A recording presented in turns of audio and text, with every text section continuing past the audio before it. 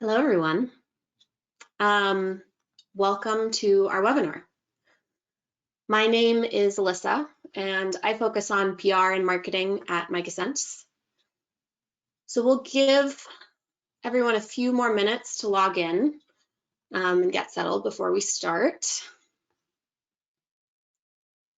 But while we're waiting, I'll give a quick introduction to the topic we'll be covering today and to our speakers. So over the next 30 minutes, we'll be talking about multispectral imaging applications that require high spectral resolution and are captured over large areas. The dual camera, the 10-band imaging system from MicaSense, is really optimized for these types of applications because of the precise wave bands that it captures. And then when it's mounted on something like the Quantum Systems Trinity F90, the combination really makes covering large areas, capturing precise information simple and effective. So we're going to talk more about that and show some examples of data sets and some analysis. Our speakers today are Stefan with Quantum Systems and Callum with MicaSense.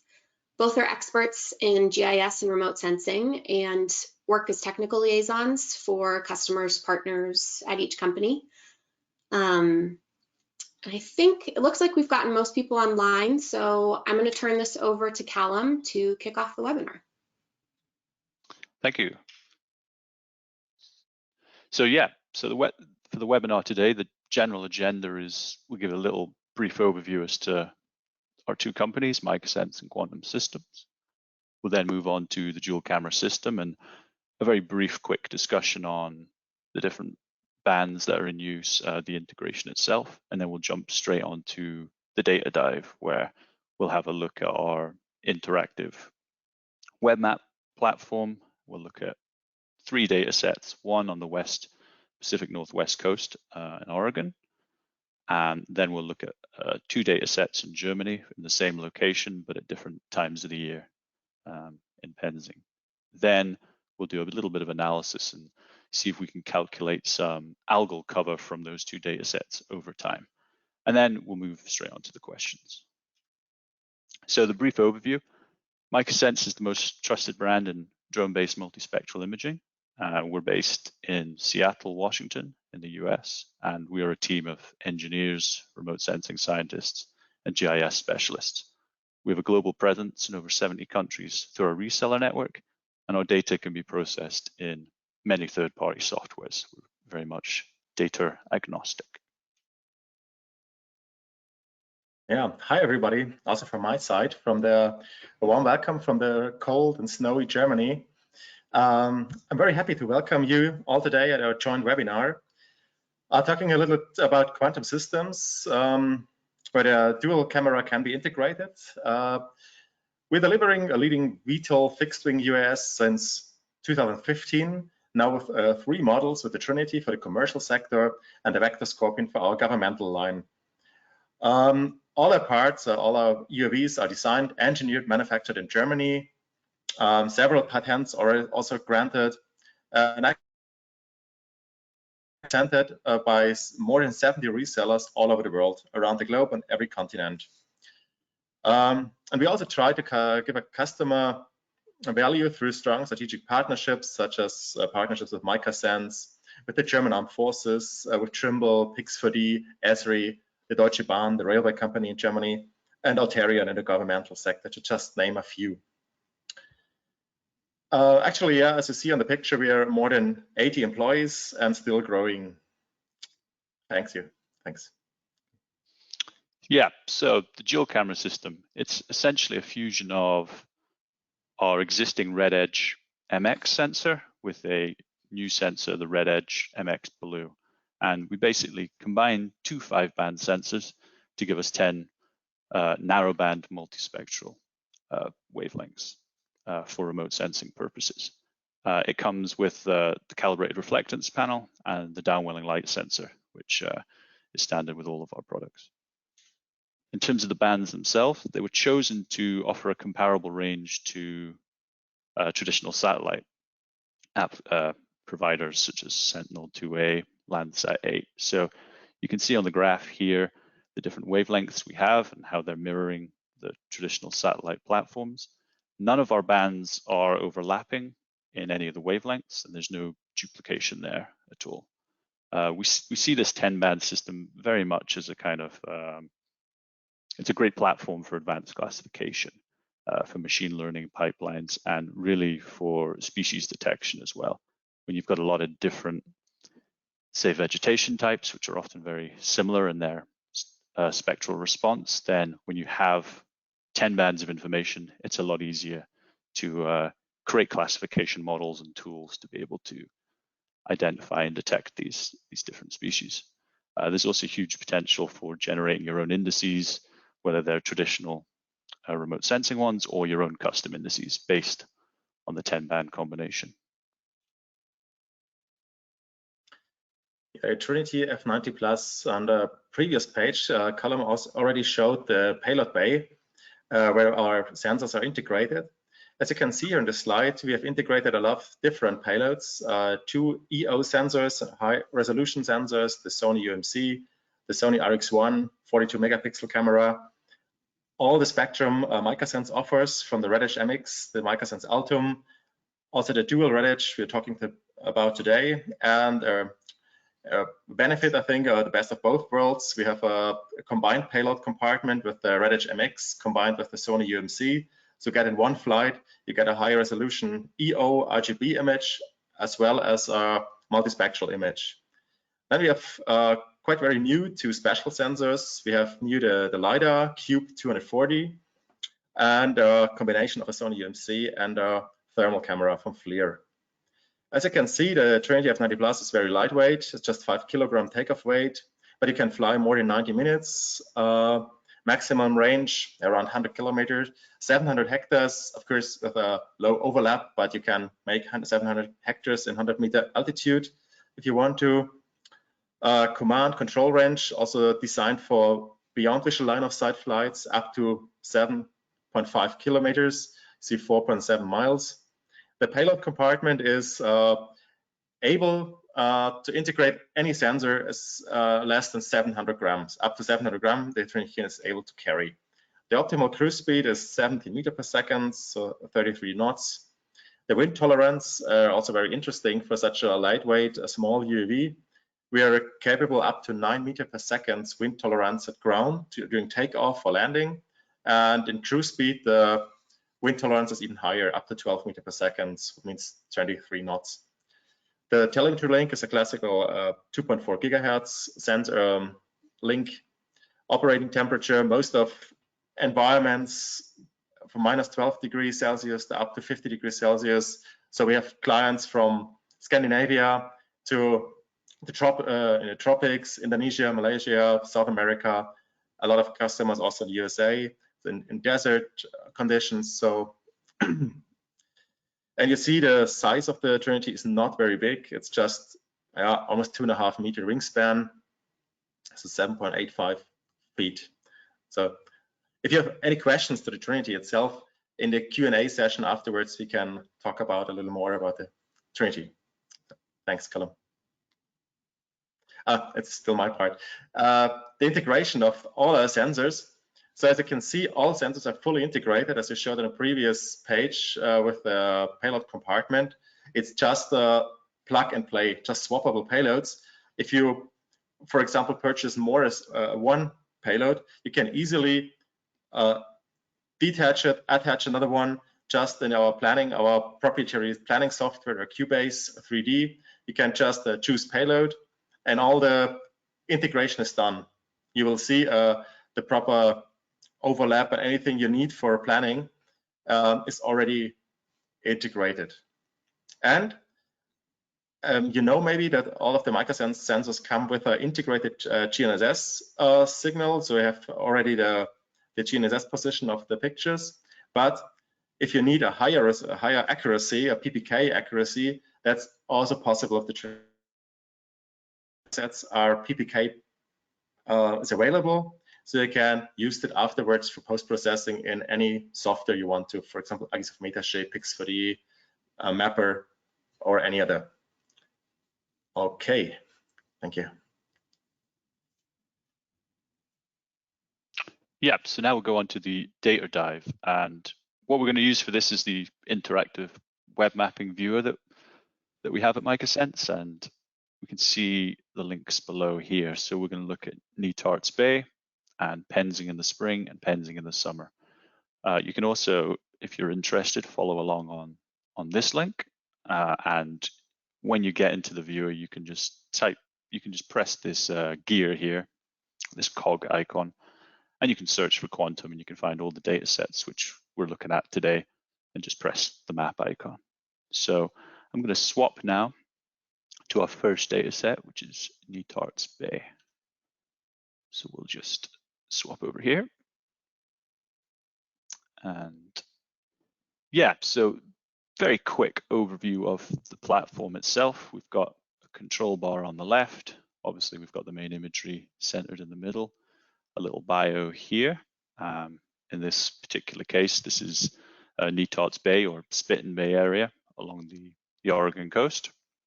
Really diverse and interesting area, a lot of different kind of habitats. We've got coastal sand dunes or ecosystem here, dense forestry, grasslands, 2 different types of marsh and established mudflats as well in this intertidal zone. To give a bit of a wider context, this is the Pacific Northwest coast here, and it's this kind of enclosed bay area within here which we did the flight on. So we can then click on here and we can pan through all the different layers and visualizations that we have for our data. So we have a number of composites such as false color composites, a traditional false color composite like so, which gives you the classic near infrared red-green band combinations. And then we also have ones using the 10-band data set as well, which is making use of our red edge layers and new green bands as well. So we can see that here. So, you know, if you're following along or you have a link to that, feel free just to click through and see the different kind of visualizations we can make. Here we've got classic indices such as NDVI, NDRE. We can also show an RGB with a kind of filtered index over the top with NDVI or NDRE as well. So a lot of different possibilities for visualizing the data and having a good look at it. So as you said, this particular area, really diverse. We've got 4 or 5 different kind of habitats within this area, which is flown with the Trinity. And, you know, we've got great spatial resolution, great spectral range. We've got 10 bands. We're 8 centimeter spatial resolution here. So you're getting that spatial resolution that you're used to with a drone, with the spectral range that you're used to with satellite over a huge area. So, you know, if you're interested in covering environmental resources, you're managing or monitoring natural environments, this is just a real good combination for doing it.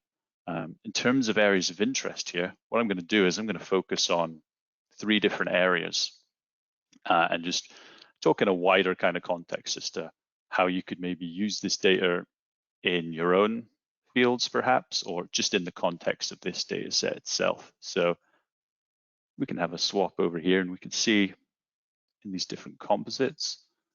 If we go over here, we can see this vegetation here. And this is, let's have a look on this one.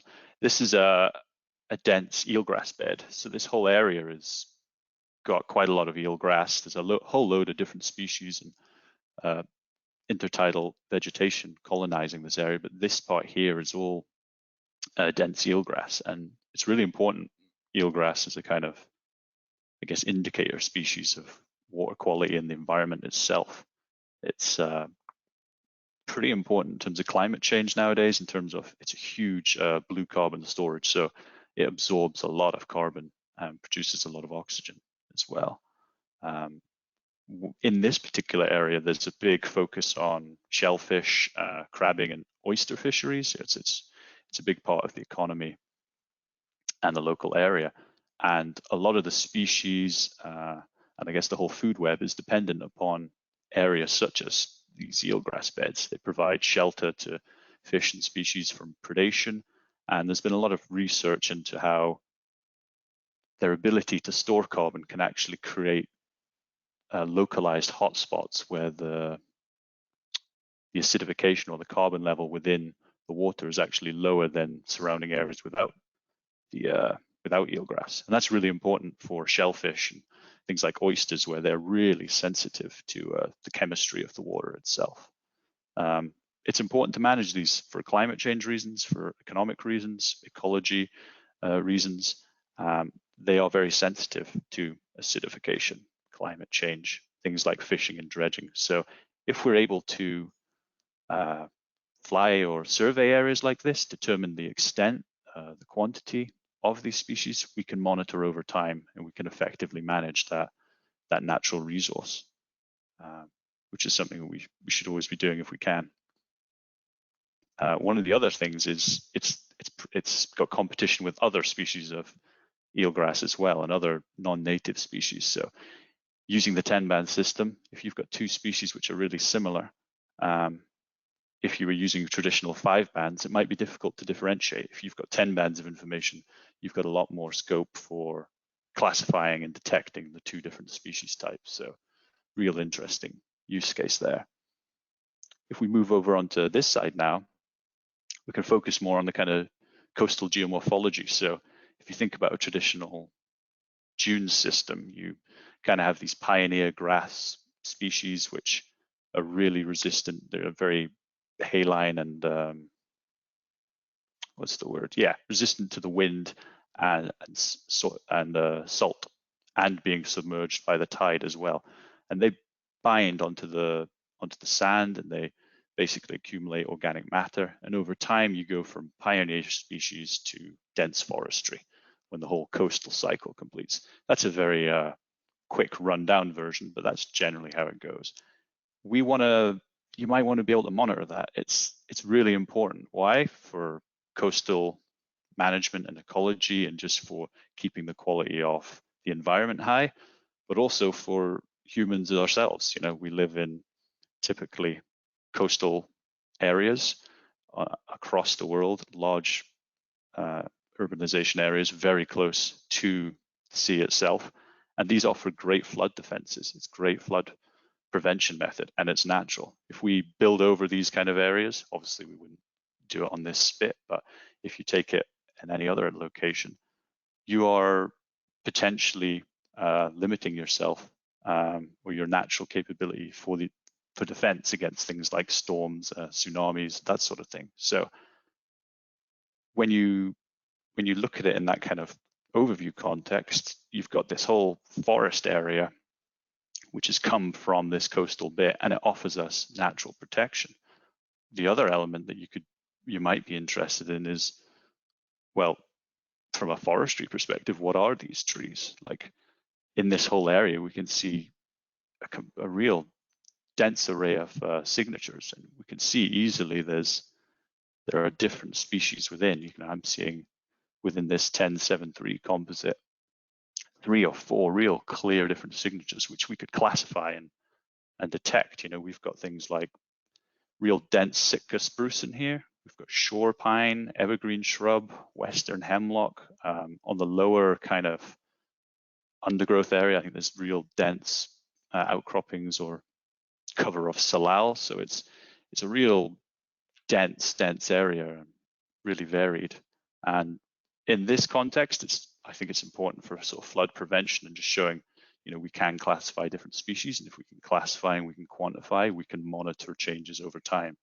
And monitoring changes over time puts us in a much better position for managing our environmental resources, whether it's on an exposed spit on the Oregon coast or whether it's 5 miles away from an urban area by the coast. So that's our NEATARTS data set. So I'm now going to swap over to our first of our lakes data sets in Germany. Go here. So Stefan, do you want to just introduce this data set to the viewers? Yep, a few words to this data set. These lakes are man-made ponds. They're located in Penzing, a small village, my hometown originally, around 50 kilometers west of Munich in southern Germany. The most southern lake is the oldest one. They're all made of for gravel mining. The southernmost pond is used for bathing, where as kids we're often bathing there. And the northern ones, they are used for fishing. They are most of them private property for fishing activities. And then the far east is still gravel mining ongoing, as you can see. The water color is quite another, it's more bright green. And the older ones, there are a lot of vegetation in there. That's the spring data set. We have in a Callum will compare it with the summer data set in a few minutes, and you can easily see with the 10-band imagery the difference in the plant coverage in these lakes. Yeah, thanks, Stefan. So originally, when I first looked at this data set, I was kind of drawn to looking at the different signatures in the trees and interested in the agriculture side of things, but very quickly you kind of get drawn into the lakes area themselves, and there's a whole huge amount of detail that we can pick up here using the multispectral data. So it's very easy to see, we're penetrating pretty far down through the water level to pick up the ground features at the bottom of the lake, and we can see things like the formations of the underwater vegetation as well. But the main thing which immediately popped out to me was we can see formations of what appears to be algae, and it is algae. It's been confirmed by Stefan on the ground. We have these formations of algae appearing across the site. So I thought it was really interesting to see these within the multispectral data and to see how they're usually colonizing at the edges and expanding outwards from there. And I think it's a real important area to focus on in terms of the dual camera capabilities and that combination with the Trinity, because our ability to monitor and map things such as algal blooms is really, really important in terms of the damage that can have on local ecosystems, but also on human life as well. Like Stefan said, these areas are used for fishing and for bathing. If you have harmful algae or bacteria forming, such as cyanobacteria or harmful algal blooms, that's something you really want to be able to monitor quickly and effectively and pick up really early on. That's, you want to know the problems forming and maybe put warnings in place before anything happens. And this is a small site, but you could be doing this on a large, the Great Lakes is a great example, which, that area has been hugely cultivated, the surrounding area, which leads to a huge amount of nitrates, phosphates, potassium coming into the water, and all those nutrients coming in can lead to that development of harmful algal blooms, especially when the temperature starts to increase. So it's a real interesting area of study, and this data set's a real good example of how we can kind of get just a quick brief insight into a form of algae monitoring. One thing is really I find very interesting is we can see the different we can see that the species of trees are different. Their signatures are really quite diverse across the area. We can have a look at that through a few of the different bands. Some of the composites we have, it's not going to look as clear. It's because it's not reflecting as much within that portion of the spectrum. When we look at it here with 961, it's really evident where different species of tree are by their texture, but also by that signature as well within the composites. So this is the lakes data set in the springtime. So now we're going to move on to lakes data set in the summertime. In the springtime, this was I think I was flying on 26th of April, so all the trees are just getting leaves, and so I can see them quite clearly, some with leaves, some are still without. And this data set in the springtime, you can see, as Callum said, clearly the different species of trees. Yeah. So here we get the summer data set. Do you want to speak a bit about the sort of flight operation behind this monster data set, Stefan? So yeah, a few specs about this data set that was flying on 21st of August, so in late summer. Harvest was still ongoing, so you see some fields with plants, with weeds, some without. The corn is still growing, and it was a very good conditions for flying without any clouds on the sky. 2 meters wind from the west, 2 to 3 meters wind from the west, so 3.8 to 5.8 knots. 110-meter altitude that was flying with a 70% front and 75% side overlap. That made, I think that was the record flight of all quantum systems history in terms of pictures taken. So it was completely 3,388 pictures 10 times. So 33,888 pictures was taken on this flight. So this took us quite an amount of time to process it. The flight time was 92 minutes. That's the reason why we call this UAV Trinity F90 Plus, because we guarantee 90 minutes, but in good conditions. For example, little wind, steady upwind, long flight legs. So in good conditions, you can easily achieve more than 90 minutes. In that special term, case, I landed with 35% of battery still remaining. So easily I could have reached also more than 100 minutes. That's usually depending on the circumstances, because when a Trinity is in fixed wing flight, only the rear motor is running. The front motors, they stop working. They are just starting again if they have to fight against the wind or other conditions. And in that case, it was almost no wind, so just the rear motor was running, was very, very battery efficient, and I landed with more than 30% of battery. As I said, 92 minutes, the whole flight time, and the area covered was 152 hectares. As I said, it can also cover more than 152 hectares, but that's depending on the overlap. So I wanted to have a good dense point cloud, so I want to have an overlap of 70 to 75% at least. Okay, I think there's a few specs to the flight itself. The data, Callum. Thanks for that, Stefan. Yeah, no, this is a really interesting data set. I think it just emphasizes the potential of the combination of the two technologies here in terms of you could use this data for so many purposes. You know, when you're able to cover such large areas with the spectral range, with the resolution, you know, you can be looking at crop health and dynamics.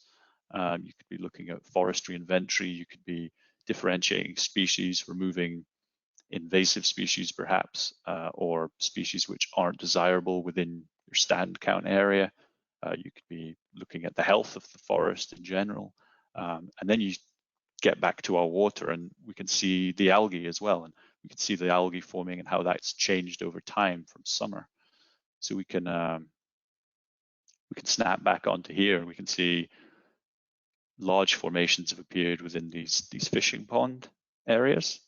And then within these ones to the east, or more to the east, we can see a lot more algae has begun to form. We can look at that through a number of different composites, and real interesting one here on the near infrared red and our blue band combination. We can see this algae here, there seems to be a different signature between the two types. So whether this is algae which is formed into a big core and doing very well, or whether it's two different species, I don't know. I'm not an ecologist, but it does go to show, you know, those who are ecologists who understand this better than I do, there are great options here. You might have in your river area or in your lake area multiple kinds of algae. Some may be perfectly natural, some may be harmful. That ability to maybe create early warning systems or differentiate, classify, gives you great power in managing these areas, because you can potentially save a lot of money and look after the environment in a much more effective manner if you're able to say, there's this much of it and it's growing. If you do this over time, if you take a flight every 3 months or when you know there's going to be heavy rain, for example, and it's in the farmers are all fertilizing their fields or whatnot, and you've got heavy rain, and you've got a waterway which is coming straight into lakes or a river, that might be the time you want to monitor before and after if the temperatures are coming up. Maybe you're going to see that algal blooms forming, and you'll be able to, I think, control that situation much better. So this is the overview of the kind of data sets, the web viewing platform, how we can look around, and just these are some of the things I've seen. When you go, you might be looking at something completely different and find something interesting. So what I'm going to do now is move back to the slides we had previously, and just show a real quick kind of analysis of how we could maybe quantify this algal cover over time between our spring and our summer data set. So I will just swap back now. And actually, before we do that, Stefan has a few images of the area. He can. Yeah, to get a better image of this area, here are a few pictures taken in the springtime. That, as I said, the trees are just starting getting leaves.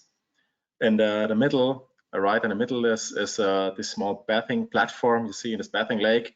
We had a few dry winters, very dry years for our area here in Germany. So you see not a lot of water. That's the reason why you can see also down to the ground, as Callum pointed out. So a lot of water but let's say in my childhood, there was a lot of more water in these ponds and these lakes. So you can see on the left image, it's almost dry. That's the lake on the, if you later see the data set again, then you can see on the far western part of this area, that's this almost dry lake. And in the springtime, there are almost no plants in there, and you will see in the summertime, it's completely covered with plants. That's also what you can see in this in the web viewer. And a few more images from the coverage of the data set in the summertime. You see the Trinity is also fitting in a small car like mine, the blue one. In the upper middle image, just assembling the Trinity. In the background, you see the calibration panel of MicaSense. And here are a few screenshots of our planning and post-processing software of Cubase 3D. You see wind is coming from the west. There's the small green arrow you see in the upper right image. And the Trinity is flying exactly on the line because, as I said, was almost no wind. 2.7 meters, ground speed 17 meters per second. It's more or less the half of the flight. I was standing in the sun, waiting the drone come back. I had nothing to do, just watching. And yeah, you see the turns, also a screenshot of the turns of the Trinity. And in the lower right side, that's a screenshot of Agisoft of the 3,300 pictures. I was all of them could be aligned. None of the images could not be aligned. So it was really a perfect flight. Just to give you a few insight of how the data was taken.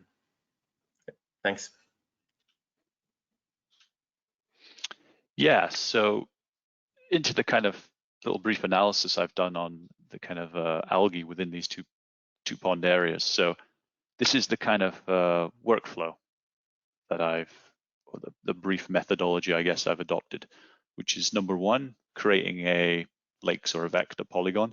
I'm only interested in looking at the algae coverage in this particular example. So I may as well limit my study and analysis to that area. So for each of our data sets, I'm going to clip the multispectral data to these polygons or lake vectors, which I'm going to create. Then you need to determine a threshold value or an index, or create your own classification to differentiate the algae from other pixels within the area. We then convert those algal pixels to polygons and calculate their surface area. We can then compare the surface area from time 1 to time 2, and we can try and make some insights as to potential algal growth or decrease within the pond areas. So number one, we create the lakes or the vector polygon. Now, depending on what you're doing, you might, depending on the scale of the area you're covering, you might want to adopt specific methods to do that.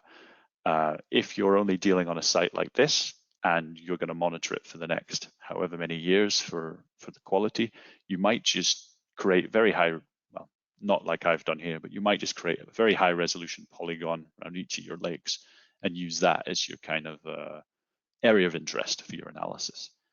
If you've got to cover large areas and you're never repeating the same site too often, you might want a more semi-automatic or automated method of detecting these lakes. So here you can see the result of a semi-automatic method I've used to classify the lake areas. And all I've done there is just use a threshold value on the near infrared band of the data set.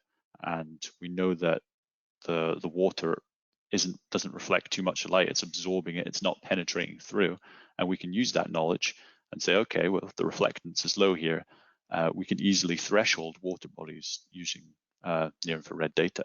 So we do that for an initial first pass, and then we can we have to do a bit of post-processing or cleaning of small areas which haven't quite met the criteria. But that's very quick and easy to do. And if, for example, you were covering an area which had 100 different small lakes, you'd probably want to go for something like this first and tidy it up, as opposed to drawing 100 polygons.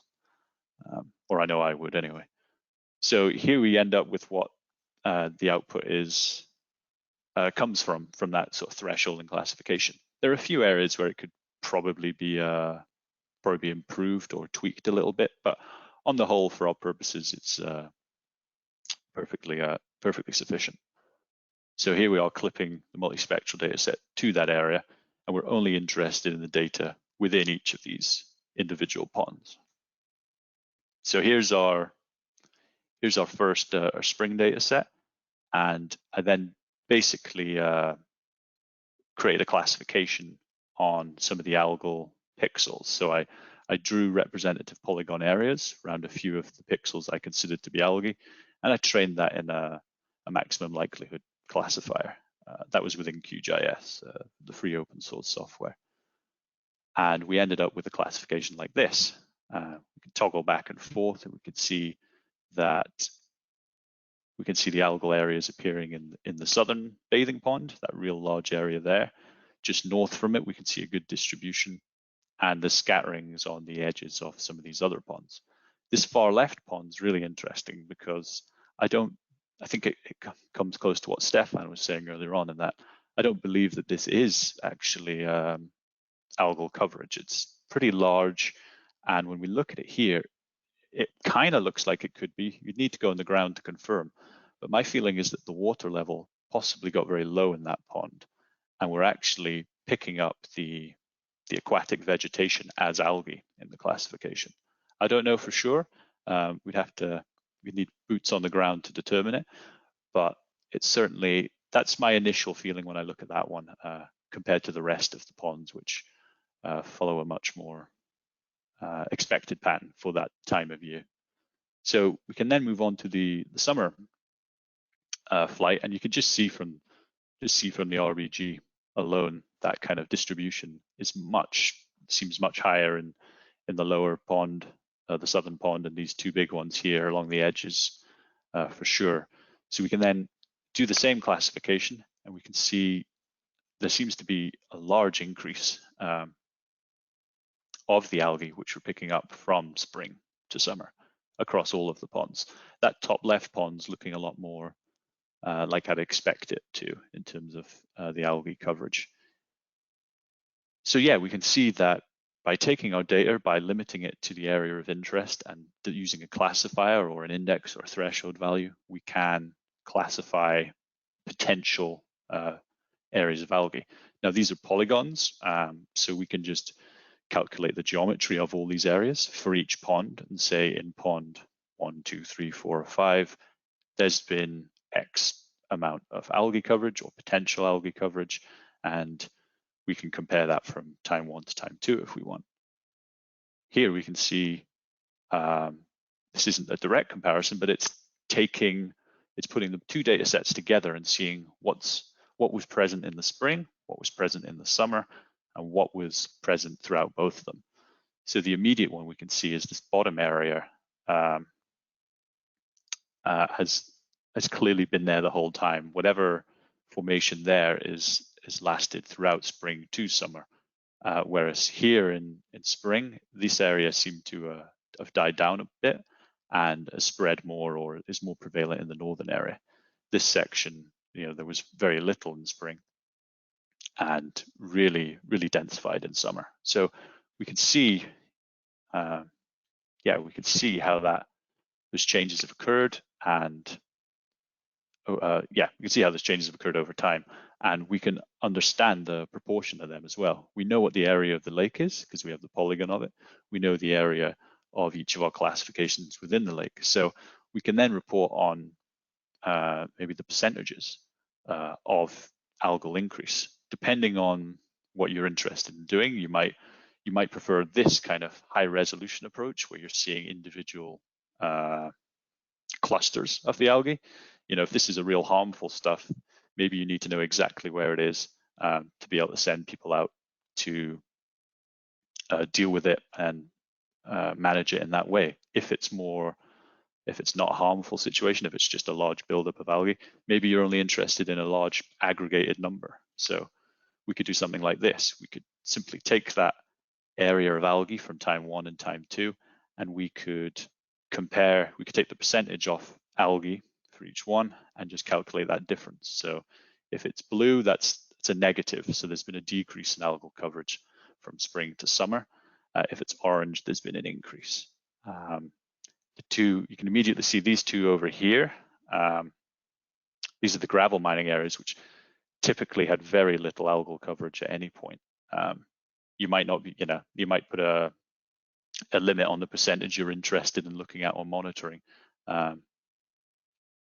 if you're monitoring this for real. But the real interesting one for me is these three here, where there's clearly very large increases in algal coverage. Now, there could be a number of reasons why that is. It could be natural. It could happen every year just with low oxygen levels and high temperatures. Maybe the huge surrounding farmland we've seen has a part to play with the watercourse running nutrients in there. I don't know about the dynamics of that area, but these are all kind of potential possibilities which would be very interesting to explore. And we can see that, in some of these areas there were very, very limited change or no significant change as well. So again, if you wanted, you could also just put that into a table.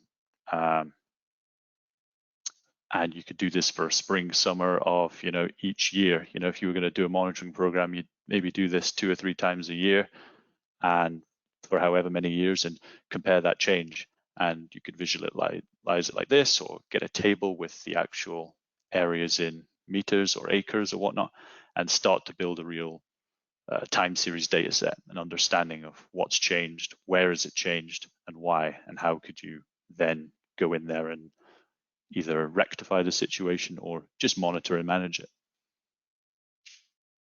So yeah, I think that's the end of the kind of the data dive or the deep dive into these data sets. So if anyone has any questions, feel free to ask me or Stefan.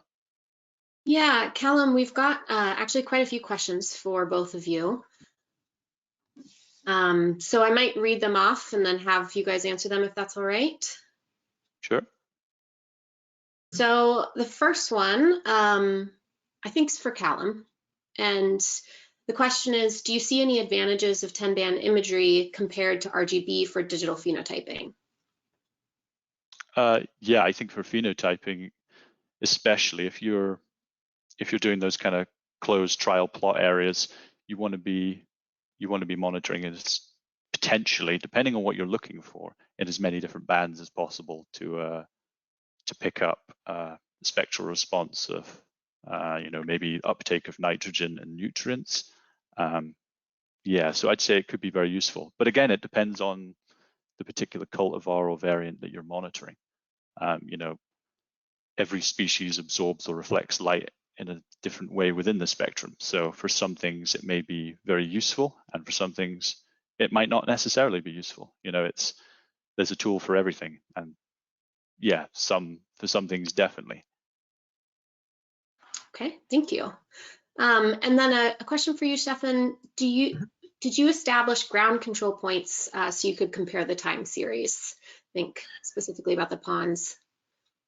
Usually we do that, of course, but in that case, I did not. It was just more to the first flight, I must be honest, was one of our first test flights with the 10-band multispectral camera. We just wanted to have a very interesting area to test, and that we will make another flight in the summertime was not planned at that time.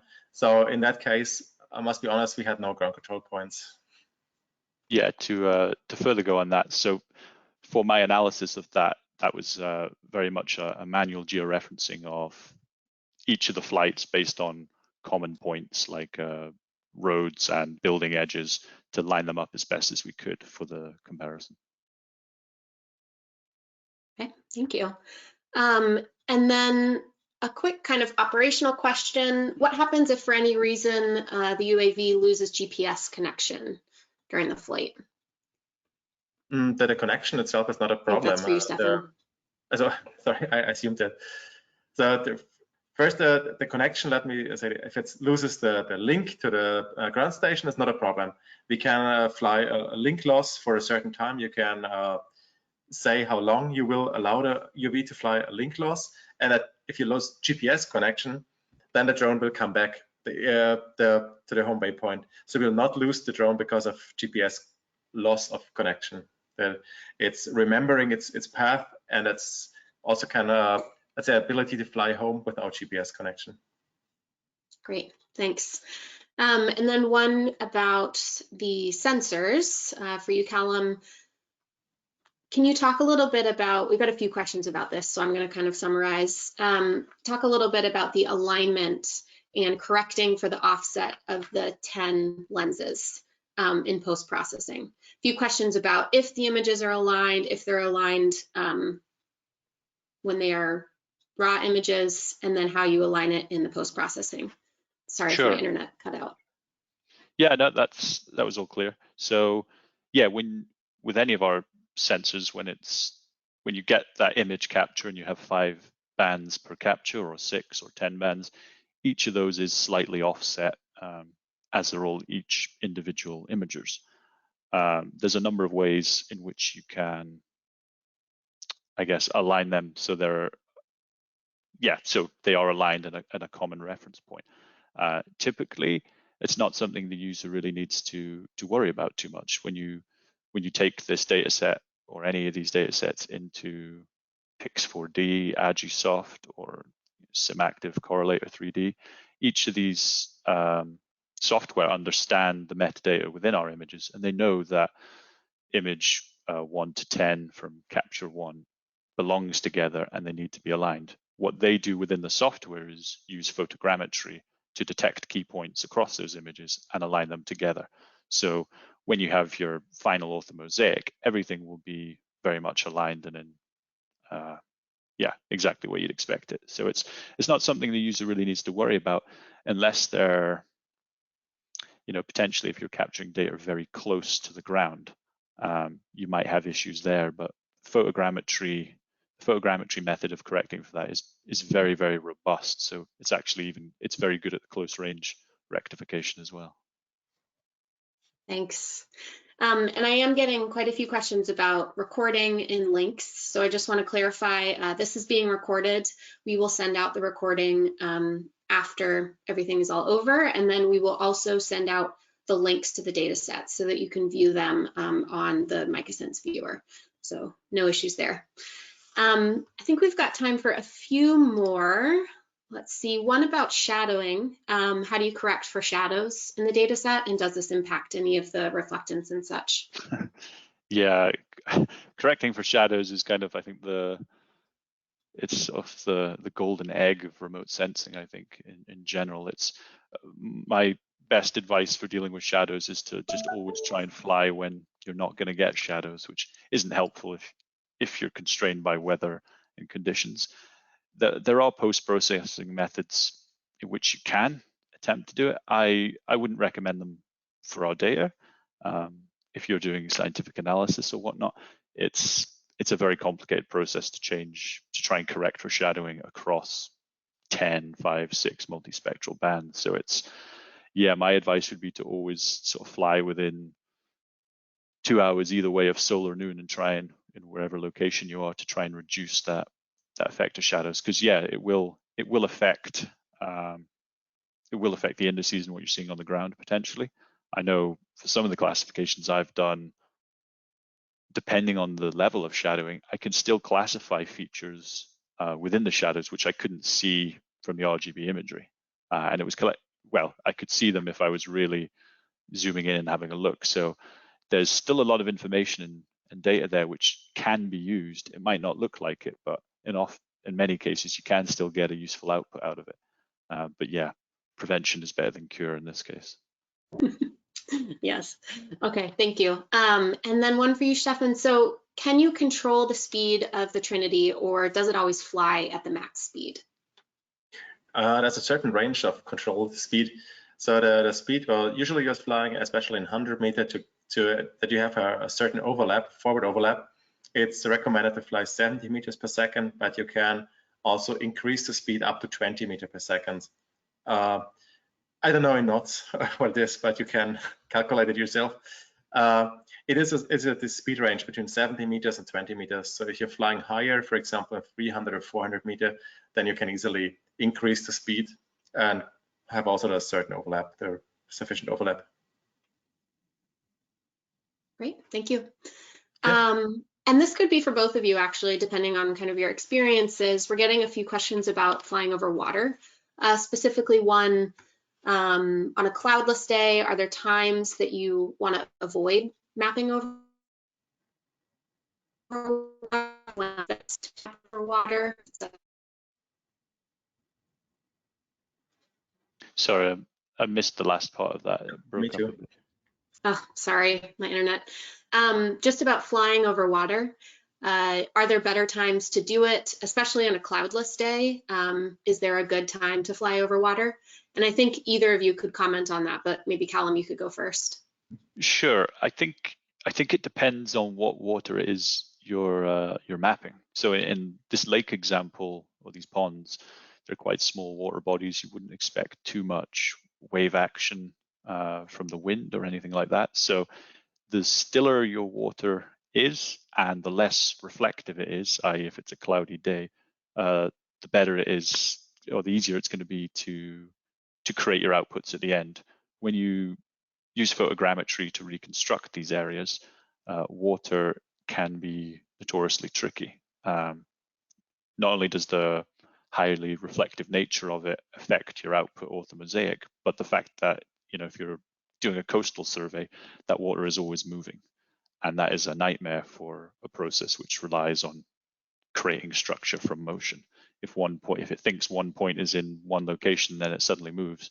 Yeah, it's very difficult. So my advice for mapping over water is always do it when there's the least amount of reflectance possible from the water itself. You always, if you can, if it's a real large water body, you want to try and always, if you can, keep some land in there as well, which will help will help in the photogrammetry process. Yeah, and ideally, if you can do it when there isn't a lot of wave action or wind, etc., moving the water. So water's tricky. There's a couple of different things in there, and they're usually, weather dependent, to be honest. So yeah, not easy.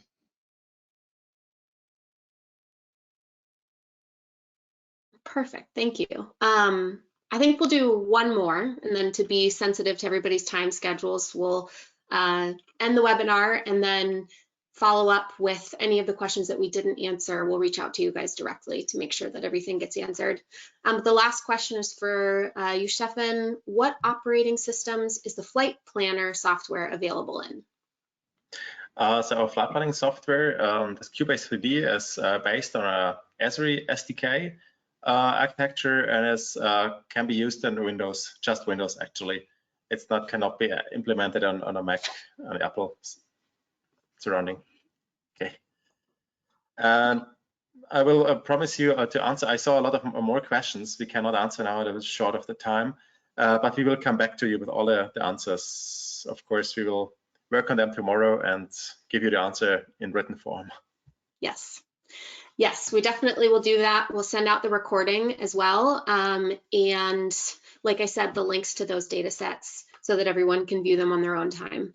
But thank you everybody for listening and joining and for all your questions. We really appreciate the engagement. So I hope everyone has a good rest of your day and we'll talk later. Thank you. Goodbye. Thanks. Bye. Bye.